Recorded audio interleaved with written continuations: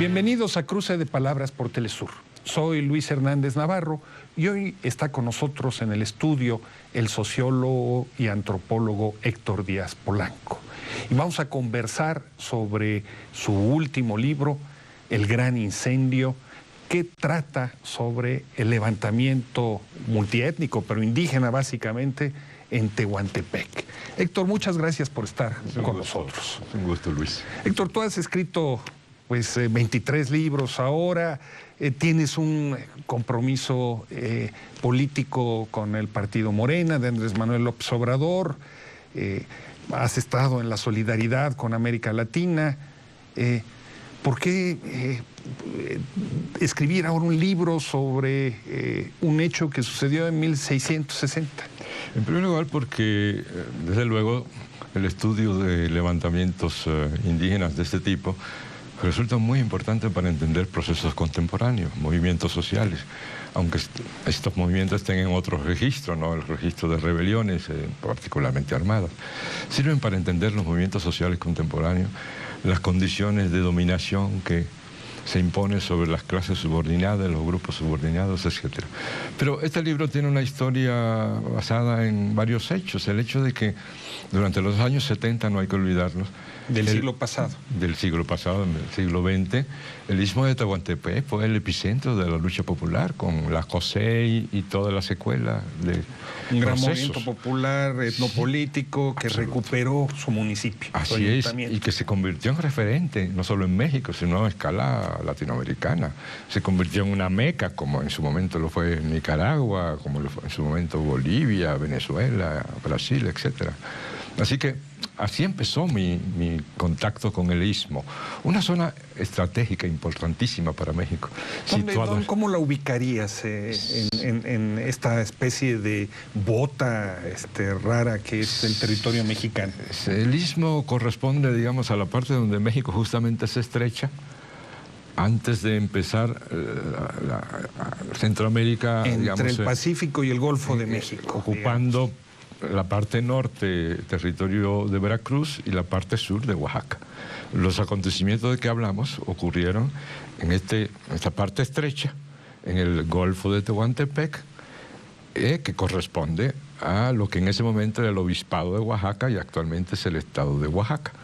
Allí estaba situada la villa en donde ocurrió el evento que conformó el proceso de levantamiento, es decir, Santo Domingo de Tehuantepec actualmente. Uno de los estados más ricos en el siglo XVII, XVIII, XIX, porque ahí estaba concentrada la producción de cochinilla, ¿no? Y de distintos tintes, había minería, etcétera, etcétera. O sea, era un estado rico para y además una entidad rica. Estratégica incluso desde el inicio de la colonización, puesto que allí estableció sus puertos y construyó sus barcos Cortés en su idea de ir a colonizar el Pacífico, por ejemplo. Zona comercial importantísima, zona de paso hacia Centroamérica, producción diversificada, importante, y una población multiétnica sumamente rica desde el punto de vista cultural. En ese contexto se da el levantamiento. ¿Predominantemente zapoteca o...? Predominantemente zapoteca, desde época prehispánica, por acuerdos que se habían construido antes de la conquista, y posteriormente durante la época colonial, en el primer siglo, la presencia de lo que se llama en la historia el rey Cosijopi, que después de su bautizo fue llamado Juan Cortés, que prácticamente dominó la zona, era zapoteca, y por tanto el zapoteco es, digamos, el grupo étnico más poderoso, más amplio. Pero también mijes, huaves, que ocupan la zona lagunera, la zona de Salinas, etcétera, que es también muy importante. ¿Y qué sucede en ese 1660 que merece la escritura de un libro? Los acontecimientos, digamos, políticos propiamente dicho, del levantamiento son que un lunes santo se reúnen en la villa de Tehuantepec los pueblos para el mercado, y en ese momento habitualmente se entregaban, digamos, los resultados del repartimiento, del que luego podríamos hablar un poquito. Es un sistema en el que se obliga a los indígenas a vender sus productos y a comprar productos españoles. Es decir, a integrarse al mercado colonial de información. Ese día se entregan las mantas, se entregan los productos acordados por el repartimiento, y ese día el alcalde mayor, como era habitual, castiga a un cacique porque encargado de recoger y asegurarse de que se entregaran las materias del repartimiento, lo castiga prácticamente de manera cruel, como era costumbre, y esta vez se produce una reacción furiosa de los pueblos indígenas. Los españoles huyen hacia el templo y hacia las casas reales, capturan al alcalde mayor y es ejecutado por los pueblos junto con otros que lo acompañaban, etc. Y ahí inicia el proceso que luego se expande, contrario a lo habitual. Lo habitual era que esas expresiones de rebeldía quedaran en el pueblito de que se trataba, o máximo en la provincia, en este caso la provincia de Tehuantepec, pero no solo no se queda en el pueblito, se extiende y abarca más de 3 provincias. O sea, una fuente ovejuna generalizada. Absolutamente. Por eso el libro habla del gran incendio. El incendio es lo que ven los españoles. Para los españoles, el fuego de la inobediencia, esa es la frase que usan, se había apoderado de los pueblos indígenas. Una especie de fuego que se iba extendiendo y que podía abarcar toda Nueva España. Un gran peligro, el gran incendio. Este fuego es lo que intenta entonces apagar con poco éxito el virrey de entonces, Alburquerque, conde de Alburquerque, que no lo logra, y sigue expandiéndose el proceso hasta que pues, entonces el virrey siguiente envía ya a un personaje escogido especialmente para esto a sofocar el levantamiento. Un personaje sacado de una película de terror o de una novela de esas históricas donde los malvados son realmente crueles. Crueles y a su modo grandiosos. Era un personaje extraordinario que había estado en las guerras de los Países Bajos, que había reconquistado la isla de la Tortuga en el Caribe, que había derrotado la primera incursión de una potencia adversa a España tratando de apoderarse del continente.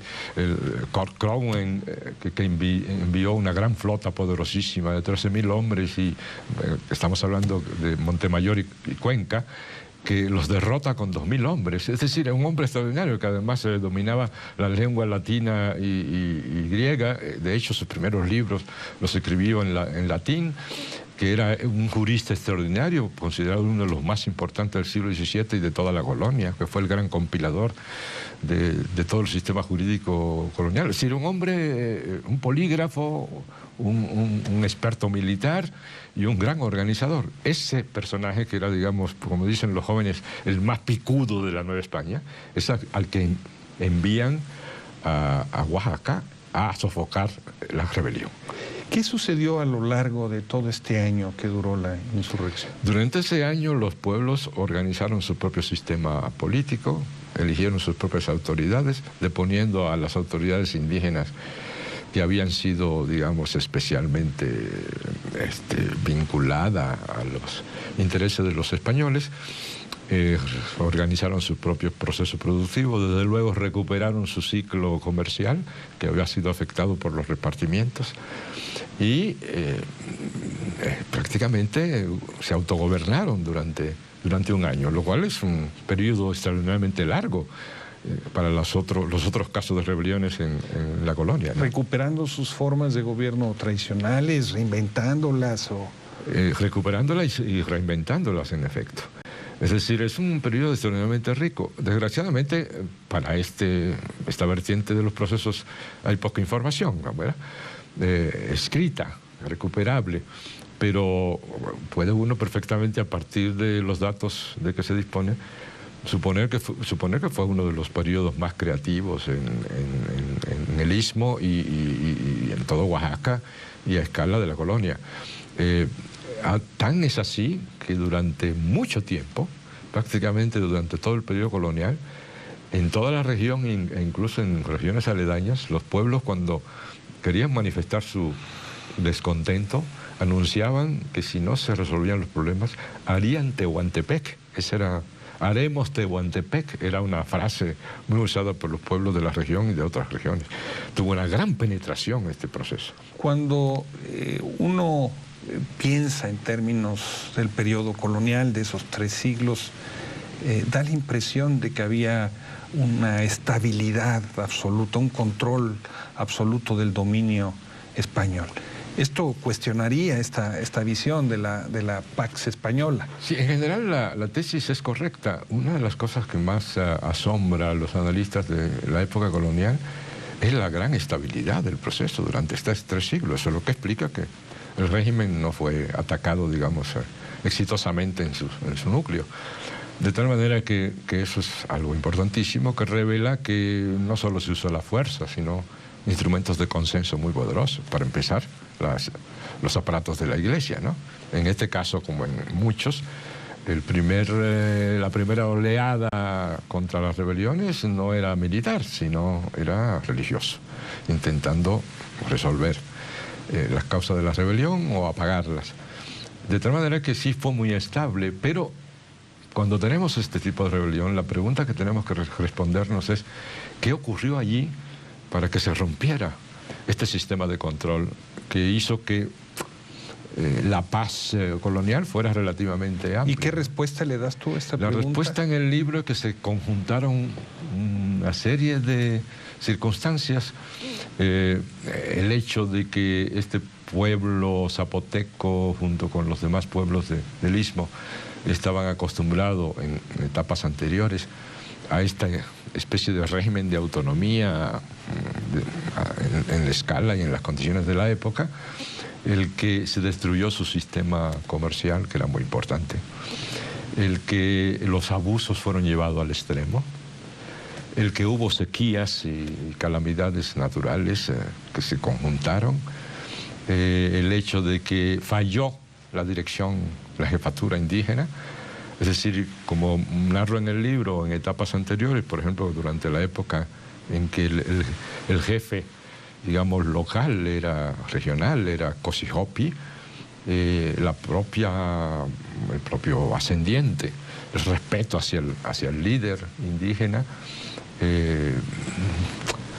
detuvo rebeliones, no se presentaron rebeliones. Pero ahora no hubo ninguna autoridad con suficiente ascendiente y respeto para que contuvieran el levantamiento. Todo esto conjuntado y que a su vez derivaba de procesos estructurales a escala del imperio, incluso desde Europa. En el libro yo estudio este proceso. ¿Te parece si hacemos una pequeña pausa aquí cuando nos dices a escala de Europa para ir a una pequeña pausa? Y a ustedes, amigos, los invitamos a que continúen aquí con nosotros. Volvemos en muy breves instantes.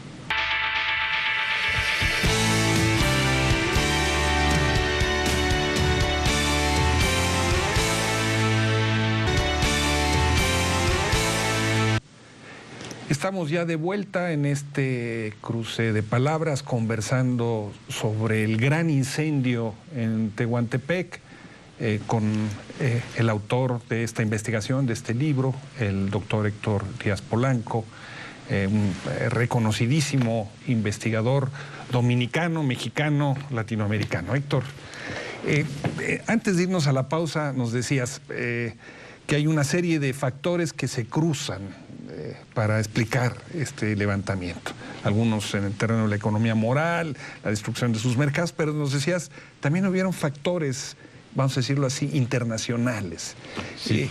Y ahí nos quedamos. Así es. Esos factores son los que precisamente los pueblos indígenas del Istmo, durante su levantamiento, por decirlo así, ignoraban, porque no podían tener el conocimiento de lo que les estaba ocurriendo en relación con los procesos, digamos, globales. El asunto es que en la época anterior, inmediatamente anterior, el imperio español entra en un proceso de crisis muy grave en el terreno de la economía, porque baja sustancialmente la producción de plata y por tanto bajan los ingresos del imperio, porque el imperio entra en un ciclo de guerras con otras potencias rivales, particularmente Inglaterra, Francia, Países Bajos, con Suecia, etcétera. Entra en un proceso militar de guerra muy costoso y por tanto requería justamente más recursos en el momento más difícil. Por tanto, tenía que inventar rápidamente procesos que le permitieran acceder a más recursos. Y uno de ellos fue un invento que tuvo un efecto sobre la rebelión. El hecho de que se inventó lo que se llamó la venta de cargos. No era que los cargos simplemente se vendieran por un precio, sino que el precio del cargo estaba calculado por los sueldos que iban a recibir los funcionarios, más las ganancias que podrían obtener en la región donde ejercieran su función. O sea, un antecedente de la política moderna en México. Absolutamente, por eso estos procesos son tan interesantes, porque allí lo que ocurre es una transformación fundamental.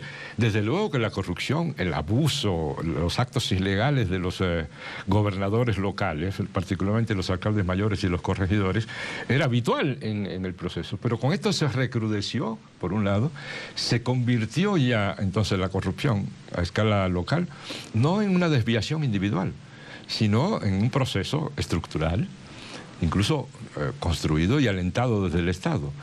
El negocio, la corrupción se convirtió en negocio público porque el que compraba el cargo estaba absolutamente obligado a ejercer actividades económicas para obtener recursos que le permitieron no solamente cubrir el precio del cargo, sino obtener una ganancia. Y yo digo en el libro que no se conformaban con poco, por cierto. Por tanto, se inició un proceso muy fuerte de presión sobre las comunidades. Ese es el factor, digamos, más notable, ¿no?, que a su vez produce otros efectos sociales, culturales, económicos.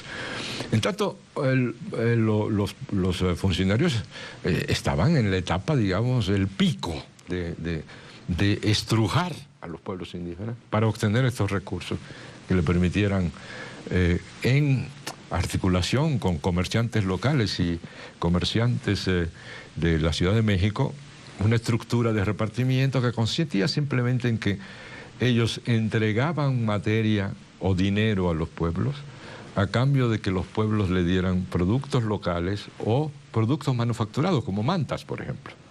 Entrega de la cochinilla, pero también mantas, o entregar el dinero con los intereses correspondientes. Esto hizo una presión sobre los pueblos hasta llevarlo hasta la desesperación.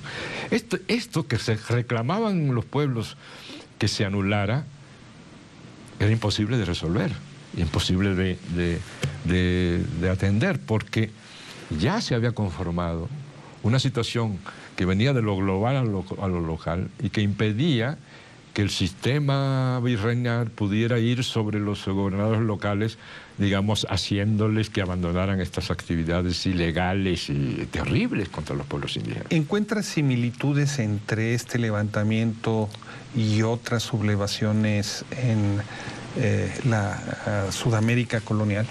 Sí, hay similitudes porque las condiciones son más o menos parecidas porque están en el marco de un mismo sistema colonial. Pero hay peculiaridades, una de ellas, en el caso del Istmo, es que se logra crear un movimiento multiétnico, pluricultural o pluriétnico, donde participan huaves, zapotecos, mijes, mixtecos, de tal manera que eso le da una particularidad. ¿Cómo lograron conformar esta acción multiétnica? Eso es muy, muy interesante. El hecho de que se extendiera por varias provincias, hay nichos ecológicos, etcétera, que habría que saltar que hacían diferenciaciones, por tanto hubo que saltar esas diferenciaciones para crear una causa común. Hubo un proceso muy largo de control indígena que no es habitual en el proceso de rebeliones en lo colonial. De tal manera que allí hay muchas particularidades interesantes que son enseñanzas para entender los procesos actuales también. Comenzamos este cruce de palabras haciendo referencia a tu compromiso político actual.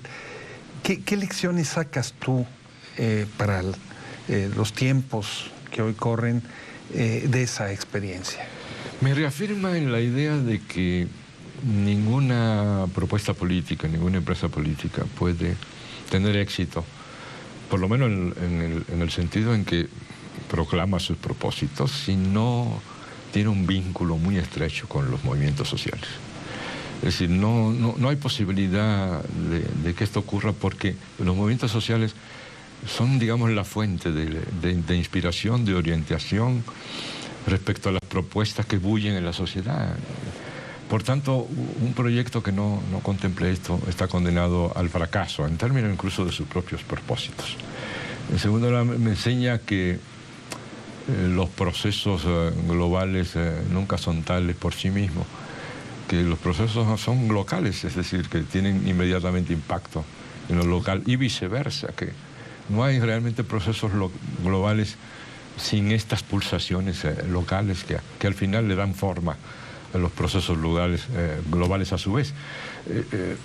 Hay también la enseñanza de lo particular en un sentido no solo de profundidad, sino de extensión, es decir, en la extensión de la realidad a escala nacional, etcétera. Hay que contemplar estas particularidades regionales que son estratégicas. ¿Y ves alguna línea de continuidad entre ese levantamiento y las resistencias en el Istmo a partir de la década de los 80 del siglo pasado, por ejemplo?